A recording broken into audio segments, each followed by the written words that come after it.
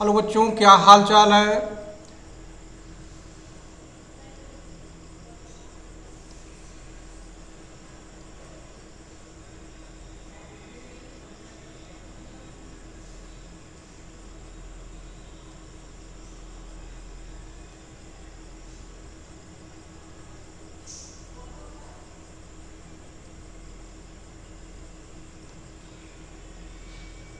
आज बच्चों हम देखते हैं कि डायनमिक शाफ्ट रोटेशन मोशन में जो देखना है उसकी यहाँ पर हम बात करते हैं।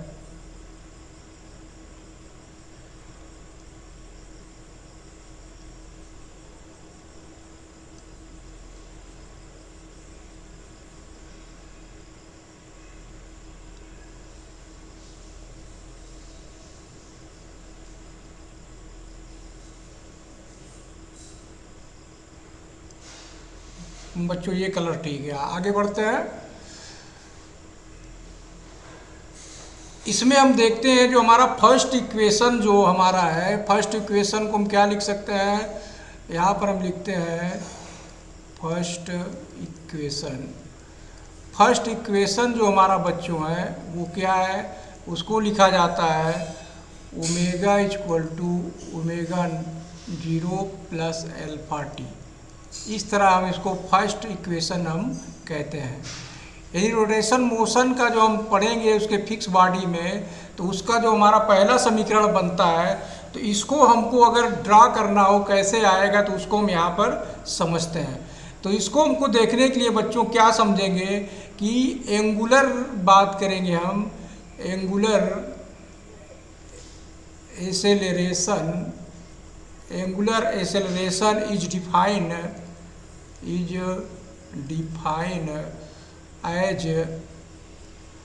as the rate of change of किसकी बात होगी, of angular velocity, of angular velocity.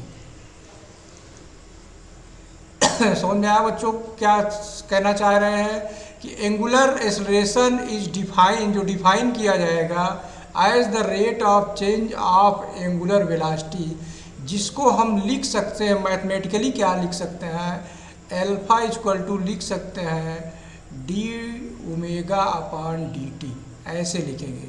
यानी change of angular velocity upon time, यानी चेंज रेट का शब्द है, इसका मतलब टाइम के सापेक्ष हम यहाँ पर देखेंगे, यानी विथ रिस्पेक्ट टाइम के देखेंगे।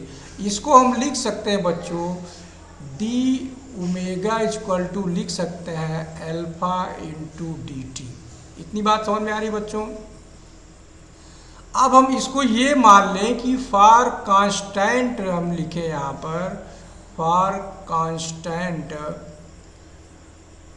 कांस्टेंट क्या है एल्फा, एल्फा को क्या हम मान लें कांस्टेंट, एल्फा को हम कांस्टेंट माने, तब इसको हम अगर फिर से रीअरेंज करें, रीअरेंज करते हैं, तब रीअरेंज में क्या हो जाएगा, इसको हम लिख सकते हैं रीअरेंज करके इसका इंटीग्रेशन अगर हम निकाल लें तो लिखा जाएगा रीअरेंज एंड इंटीग्रेशन एंड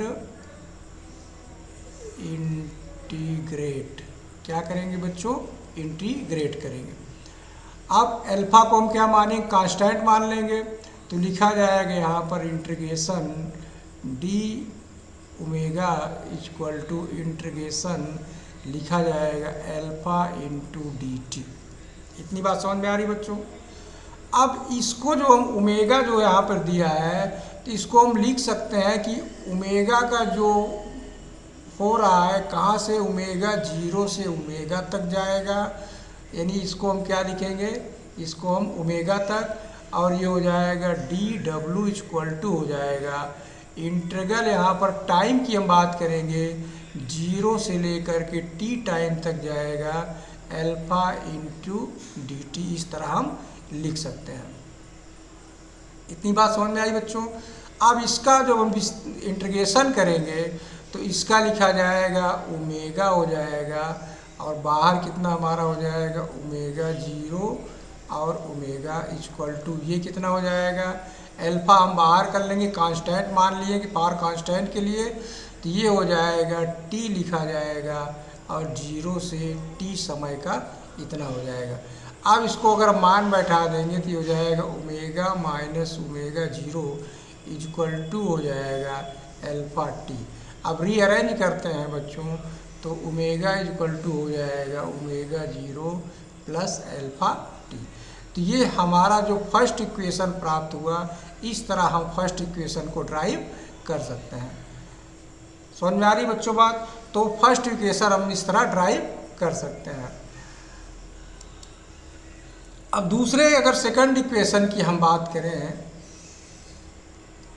यहाँ पर लिखते हैं हम सेकंड इक्वेशन।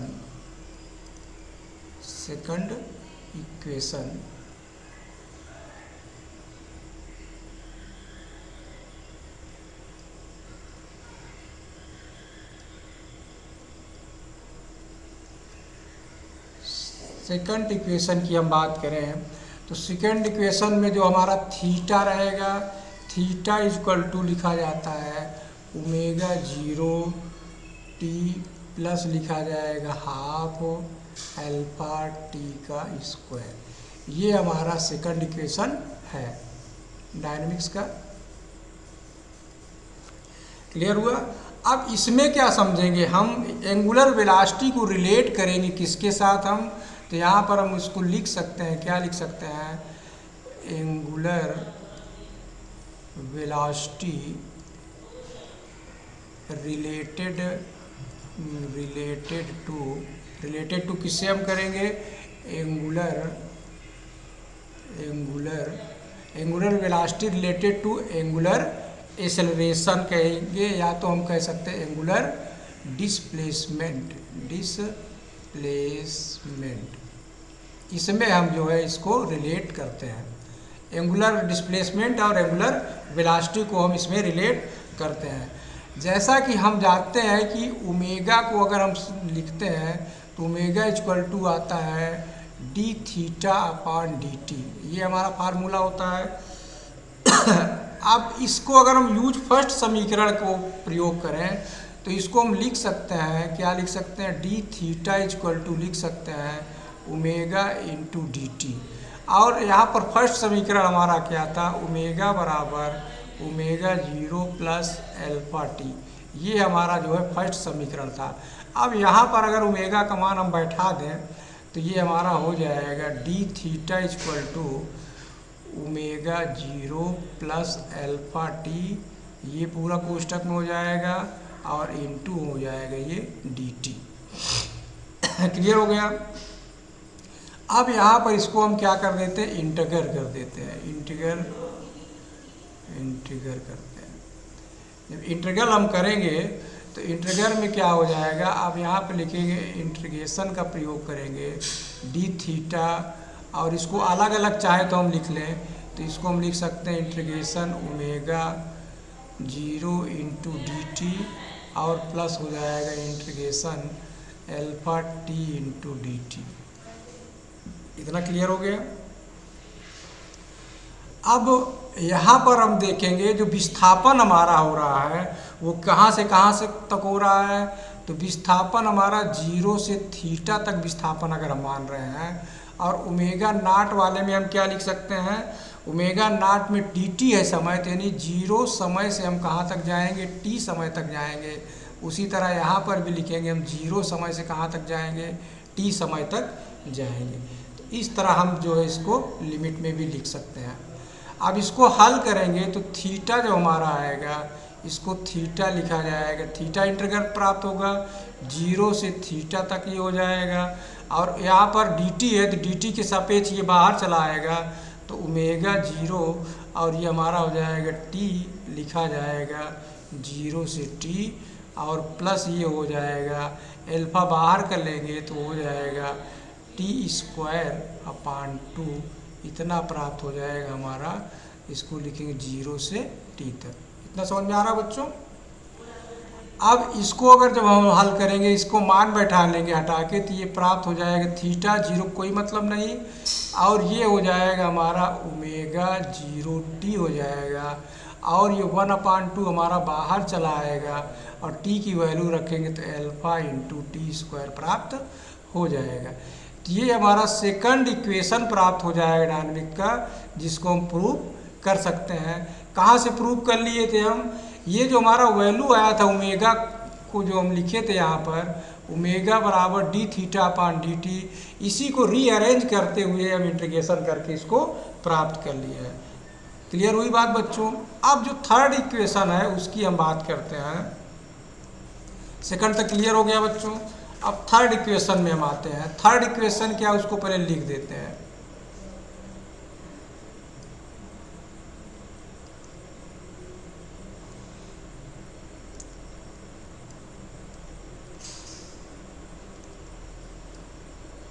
थर्ड इक्वेशन की बात हम करेंगे तो थर्ड इक्वेशन हमारा क्या है, ओमेगा स्क्वायर बराबर हो जाएगा, ओमेगा स्क्वायर बराबर लिखा जाएगा ओमेगा जीरो का square plus 2 alpha into displacement, यही लिखा जाता है।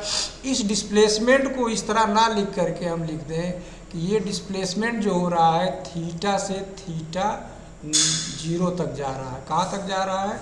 थीटा से थीटा जीरो तक जा रहा है। अब इसको हम जब हल करेंगे तो क्योंकि हम जो पहले शुरू में हम पढ़े थे अल्फा बराबर हमारा क्या होता है D omega upon D T, इसको जो है हम रीअरेंज करते हैं। जब रीअरेंज करेंगे तो इसको हम लिख सकते हैं D omega upon D theta into D theta upon D T. मतलब इसको रीअरेंज हमने किया तो D omega upon D theta कर लिया और D theta upon D T कर लिया। अब ये जो हमारा प्राप्त होगा ये वाला, इसको हम क्या लिख सकते हैं, ओमेगा लिख सकते हैं।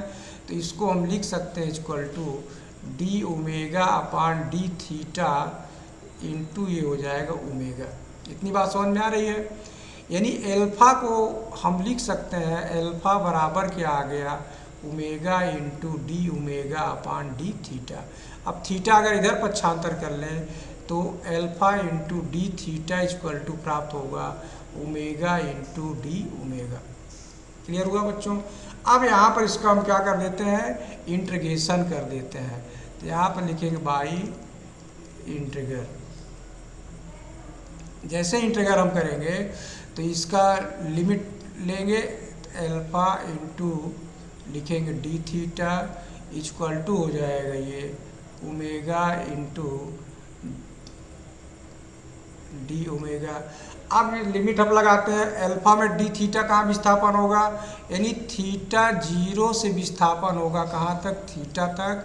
और ये विस्थापन कितने से कितने तक होगा, यानी ओमेगा जीरो से कहाँ तक होगा, ओमेगा तक विस्थापन होगा।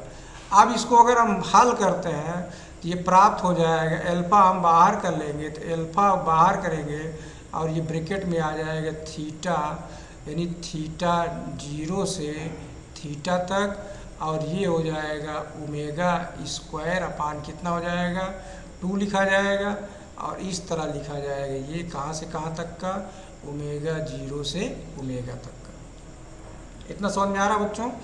अब बढ़ते हैं।